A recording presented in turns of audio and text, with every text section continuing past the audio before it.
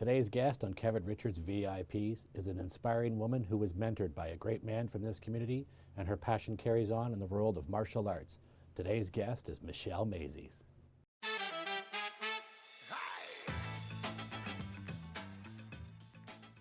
So we're sitting at Michelle Maizis Martial Arts Academy here in Stayner. Stayner's not that far from Barrie, where you grew up. Welcome to the show, Michelle. Thank you. So nice to see you. I've been looking forward to talking to you for quite a while. In fact, ever since high school, I used to kind of see the things in the newspaper and stuff about you. So Michelle, you're in your karate gi. Yes. What is it about you? Who are you? Let's get to all this sort of fun stuff about Michelle. You're a karate instructor? Yes. Okay. And you're ranked where? For 2016, I was ranked #1 in the world for WMO after coming back after an 8-year hiatus of competing. Okay. Why did you take 8 years off? Well, I had one goal. I've pretty won everything I've kind of done, and financially it was getting to be too much as well. So I decided to hang up the gloves for a while, and actually didn't know I was going to come back to fighting, but I did. Okay. Yeah. And you're a what degree black belt? I'm a 6th-degree black belt. 6th-degree black belt. And that took you how long? Quite some time. I've been a 6th-degree black belt now since 2006. And I started training in 1980. Okay, so that's been a long time. Yes. So when did you start doing this? What was your inspiration? Well, I started as a Y program. I went for something to do. It was kind of fun. And then I joined the school that taught the Y program, and I actually hated it. I hated martial arts. Why'd you hate it? I don't know. I just didn't like it. And for whatever reason, I was the kid that sat at the back of the class and fooled around and didn't do much. And I finally got my first belt. I can't imagine belt. being that kid. Yeah, no, of course not. So, I convinced my dad to let me quit. And about 6 months later, I had some friends that joined into Kwan's Karate. now he's not just Kwan's Karate. He was somebody special. Yeah, not just absolutely. to you, but to the community. Yeah, absolutely. And I really hope the people in the city of Barrie one day maybe just look him up a little bit too, other than today, and try to remember who Kwan was. Yeah, 'Cause he was a great, quite strong amazing. member of the community. And he inspired you how? He did. Well, I started at the school. My friends, like I said, had joined, and I wasn't very old at the time, 8, 9, something like that. And I figured that I could do better than them because I'd done it before. So I was definitely going to be an expert and way better. And that's why I joined. Turns out I wasn't any better. They were way better than I was. But the school that I was at was amazing. The camaraderie, the instruction, the leadership there, and it just turned into something that I really loved. And that's amazing, because when I think back to you in high school, which almost 25 plus years ago, you were just so, and I don't hate to use the Laura Ingalls term, but you were so just sort of calm and just kind of smiling. You kind of floated through the hallways and you were very quiet. So what's it like for you now teaching? It's got to be completely different for you now teaching. It is. I taught in high school at Kwan's. When I opened up my own school, I remember the first day, the students coming in, I was like, wow, like this is it. This is me. I'm teaching. It's my own place.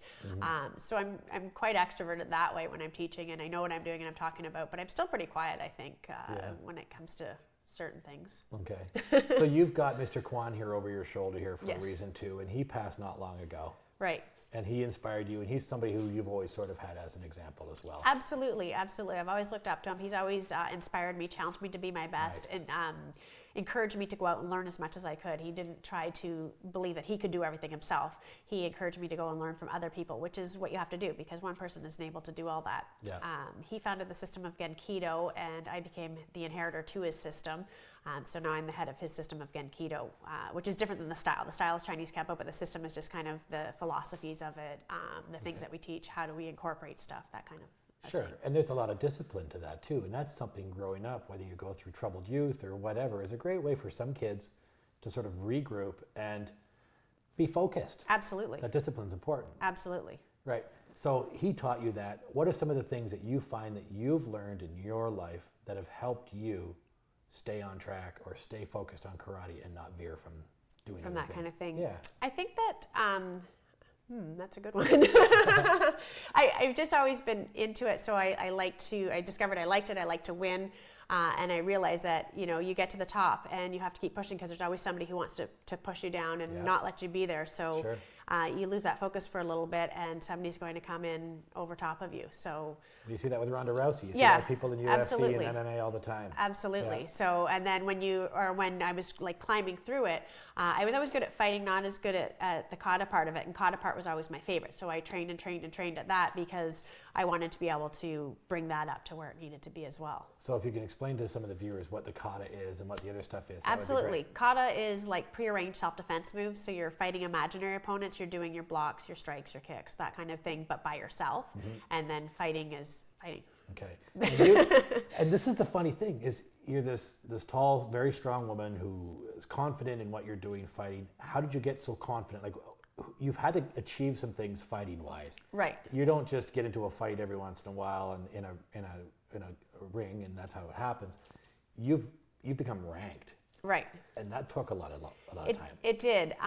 My first competition I did well at, but I was just a kid. Like I said, I was like 10 or 11. I can't remember the exact age. Yeah. And training growing up, my instructor always said, well, he believed in us. It was coming from him. He could believe in us. We fought the men growing up. As a teenager, there wasn't a lot of women in the arts at all. So you fought men. I fought men. Okay. I fought men at the club. At tournaments, I would fight, men. And then they started bringing in the women's divisions. But there would still be times that you'd do your grand championship and you'd fight the men. And I remember like when I was fighting as an underbelt, I remember getting hit in the head a lot. And I decided I really didn't like that. And I think that's kind of pushed me like, I think I'm going to become faster and quicker because I don't really like getting hit so much. Well, they teach men, don't hit girls, but you better hit her or you're going to get smoked. Yeah, right? exactly. And exactly. I think this is kind of funny too, because I've got two boys who, if they rough and tumble and bump each other, that's fine. And maybe you kind of go back to having a little girl. I can't imagine my little girl being in a ring getting punched in the head. So you must have had some interesting conversations with your family in the car on the way home, and maybe you got a little shiner, or you smoked some guy. How does that go? How does that kind of thing? I guess it's always kind of cool for like a parent, for the little girl kind of aspect that the girl can like beat somebody up, but she don't can hit defend her. herself, which is nice. Yeah, that's the whole thing of it. The ring fighting is fun, and the reason that we do the ring fighting is to get your reaction time and that kind of stuff up. It's not out to hurt somebody, but the whole purpose of what I do, at least anyway, is the self-defense aspect of it. Yeah, and there's a reality of it too that sometimes gets missed in the real world nowadays, and that's hey, good job, you had a nice fight, here's a participation, thanks for coming out. In karate, you win or you lose. Exactly. Right? Exactly. And there is losers. Yeah, there is. Unfortunately.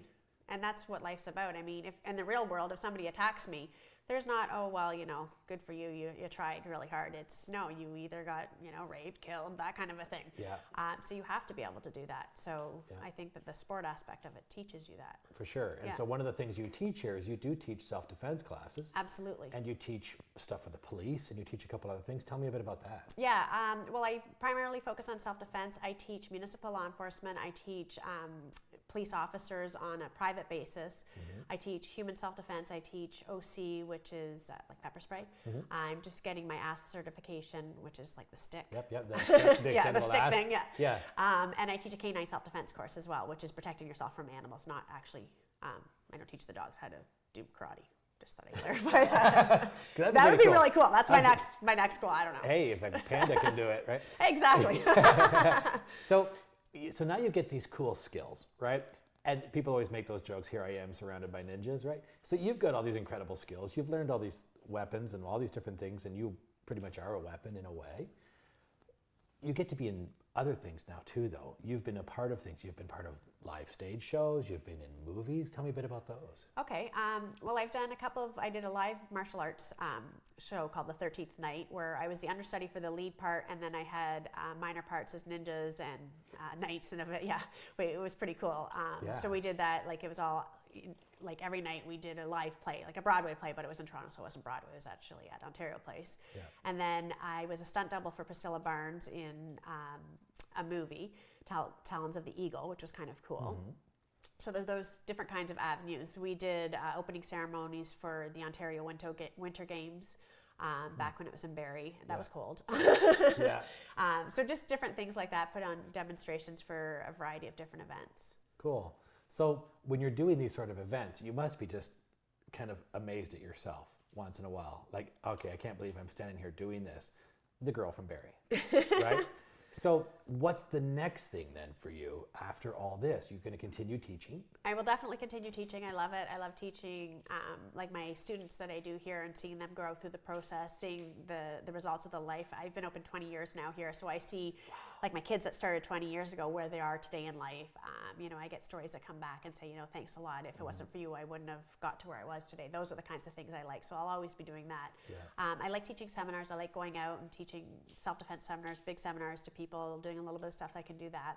I'm going to be starting doing some motivational speaking, Nice. those kinds of things, Nice. just to kind of branch out and teach people what I've done, or maybe inspire them to do something themselves. Or maybe I'm not going to inspire them. I don't know. We'll see. Well, that's good. So you've got family involvement in this too. So Absolutely. your husband is involved. My husband and my children as you've well. got a boy and a girl. Yes. Right? And tell me a bit about that. So they're now training with you. They are training with me. They have been, my husband since I met him, and my daughter and my son, obviously. My son competed for the first time this year at the World Championships and won a silver medal. Nice. So now my husband's never competed. He's going to start competing this year. Hopefully he is coming back from an injury. And my daughter has just started competing again. She's dabbled a little bit here and there, just like on the local level. So she's doing that as well. So how do you prepare yourself, or how did you prepare yourself for these competitions? There's other people I've spoken to, like MMA people, who say they have to, fight against people of equal caliber. Right. How do you find somebody like that in a small community? How do you find somebody to train with? It's tough, and I've done this for years and years and years, like prior to my break. A lot of it is you do a lot of training on your own because there isn't the people to fight, so you find anyone you can fight as much as you can. A lot of it speed drill, a lot of speed drills, that kind of a thing. Yeah. Going back into it after all this time, it was like, okay, these people have been training for like nonstop. When I competed before, like, you're at the gym, you're doing your individual moves, you're teaching your classes, but I do teach, 4 to 6 hours a day. So the level of that is, you always want to make sure you're doing it right for the students. Yeah. But you just kind of pull it out from within. But I have a lot of experience in the ring, so I think that helps. Yeah, for sure. But there's always, even if you're fighting somebody who's not the same level as you, there's always different things you can try, and you're always watching to see different body motions, that kind of thing. Yeah. Do you see anything changing in the industry or anything up and coming? I think that, like with today's fitness levels and stuff like that, people are a lot faster than that they've been, but not necessarily all the time. Back in the day, there was a lot of fast fighters. The control levels were almost a little bit better then because we didn't wear the same kind of equipment that they do today. Yeah. I find going abroad, though, North American fighters are not quite as tough as the European fighters because we have a society where people kind of get breeding hit. Yeah, like a different kind of society. So going into it, having fought overseas for so long, I know what to expect. But some of the North Americans that came over, they had no idea, like the level of contact and that kind of stuff. And people were surprised because they don't allow that anymore. They don't allow kids to, not that it I've heard the English fighters can be really, really tough. Absolutely. And you had the English and the Irish going at it. And they fight hard. They do. They're out there to win, and they hit, and you're not getting hurt, but you're getting hit. Well, that Connor guy, he's out there to hurt people. Yeah. And that's what he's trained to do, and that's kind of the whole background of everybody around him too that he's trained with. Yeah. That's tough. Yeah. So how do you handle those moments? And I don't know how many times you've ever lost, but there must be things that must affect your confidence at some point or hurt you at some point, and you go, okay, I'm done. I'm packing it in. How do you take some of those hard punches or those hard losses and continue on? It's kind of, you train harder, you come back next time. I've always kind of had a positive outlook on it. I've had times where I've lost and it's like, maybe I shouldn't be doing this. Yeah. But then you think back to the things that you have accomplished and you've gone through it. I find more so dealing with students that lose, teaching them how to go through that. I think because I've always been in it, I've always had that inspiration. I've always had that positive outlook on stuff that I've, gone back and trained harder and stuff like that. Yeah. Trying to keep yourself from not making the excuses, not putting the blame on other people. And you hear a lot of that. Oh, well, if he missed the point, he didn't see it, he didn't call my point, and I clearly got it, and that kind of a thing. Yeah. And, trying to, it wasn't his fault. He didn't see it. I didn't make the point clear enough. So, it's a kind of a mental game that way, trying to practice what I preach, I guess. It is a bit of a funny thing to witness, because I have seen karate on TV, for example, And what I do like about it is it's a point system. You either got the point or you didn't, Right. or it was at least close enough that it got called yes Right. or no. It's not like something where you get judged. Right. Right, because judging events can make me It's crazy. different. Yeah, absolutely. So, Because everyone looks for something different. so have you ever felt that you've had those moments where it was like, well, wait a minute, that was just Absolutely. I've Yeah. had points that, should have been mine and I didn't get them called. But on the reverse hand, I've had points that I've got and I don't know that it necessarily wasn't mine, right? that And I've happens. judged too. So Yeah. you can't always see everything as you're doing it, right? And you They judge do the now? best they can. I do judge now. I've been judging for years so as that well. puts you in a different perspective. It does. too. It puts it in a different perspective. But there is biased judges out there. I've seen it before. I've seen it I remember fighting a guy and I had to score 10 points before I would get my point, and he would just score 1 because they didn't want a woman to beat a man. I've seen that happen, going against different countries. You have a country judge, like say, whatever country it is, from their actual country fighting, and you see the bias. Sometimes people can be very neutral and sometimes not Sure. so much. It'll be like, oh yeah, well, And that's interesting because it's not a woman versus women in an age category or a weight category. It's you go, right? well, that's To a point? before. Yeah. Now it's women against women, and you fight weights and stuff like that. So now when I fight, I just fight women. I just fight people of my own weight. But you did have to kick a few guys' butts. Back in the day, yeah. So let's go away from that for a second. And was there something in your life though that ever made you really need to do this? Was there ever a tough spot in your life that ever made you get through There's something? always been martial arts has always been my go-to thing. It's always been my hobby. It's been my career for years. Yeah. My instructor always says it will always be there for you. So always when there's been a tough time, I could come and I could do martial arts. I could forget about everything else and I could train. Cool. When my father passed away, that was a tough time, but there was martial arts there that brought me through it. And, Yeah. he was a big asset to me, like a big, Sure. helping me get going in the martial arts. Sure. I was a single mom for a lot of years, but martial arts was always there to pull me through everything. So, Interesting. that kind of thing. Interesting. Yeah. Because there is a certain spirituality to martial Yeah. arts as well too, right? Yeah. And there's a certain positivity and there's a lot of guide that you get in being disciplined and trying to focus your mind and everything as well as your Yeah. body to Yeah. move forward. Yeah, when people say spirituality, and they're like, oh well, I don't want that religion stuff. It's not necessarily that. It's not religion. It's about your mind being able to focus on one thing and about having peace so that you're able to be basically still within and be able to be calm in situations and not let things affect you and be able to rationally think through things, which spills into the other aspects Sure. of life, right? Sure. And people are seeking guidance. Yeah. They need guidance sometimes just for the discipline to focus on what it is at that moment, and that could be that karate. Yeah. As opposed to, here's the whole religious. It's not. Yeah, It's spiritual. it is. And that's important. Absolutely. Cool. Absolutely. So then where would you go from that then up to, where would you say is some of your favorite things that have happened to you? Clearly being on stage and you've been in movies. Yeah. What would be some of your favorite achievements and accomplishments when you were fighting? When I was fighting, the first time I won like world championship, obviously. How long ago was that? Back in the 90s. Maybe? Okay. I'm not sure exactly. And you won a world championship? I did. Well, build us late up 90s. to that. How did that happen? Just training, you did your regional championships, your national championships, and then you went on to fight at the world level. And to fight at the world level, how do you qualify for that? You qualify by, first of all, qualifying at the regional level. So the top 8 qualify to try out to go to the nationals. The top 3 qualify to be on Team Canada.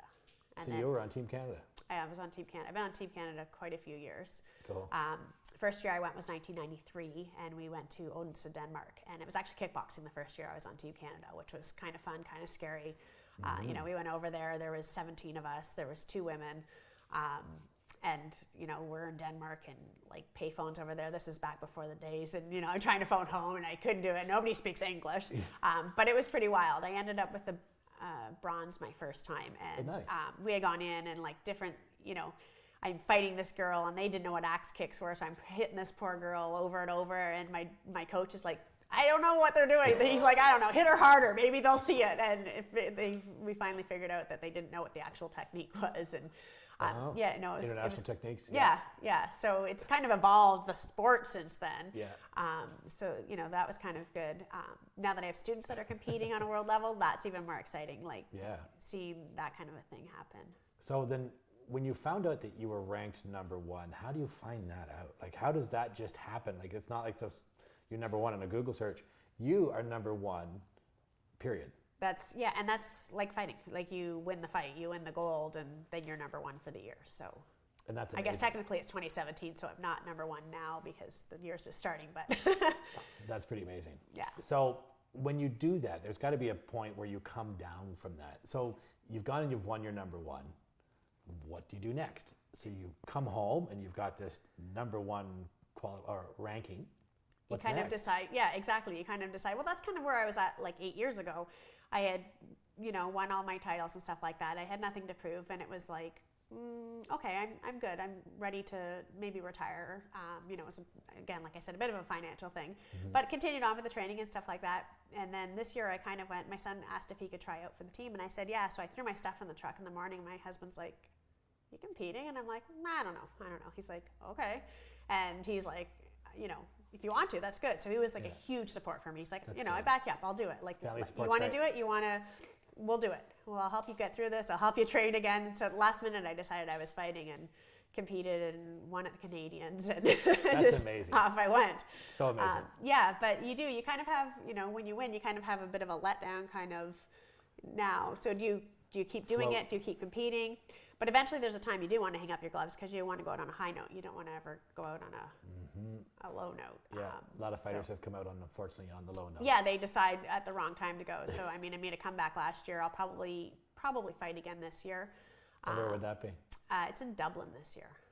Cool so spot. That's kind of cool. Yeah. Just to know you're going to Dublin for a Yeah, fight. absolutely. And do you know about the person you're fighting yet? I don't know anything or how many people, because you have to fight more than one fight, depending on how many fighters are there from how many other countries. Okay.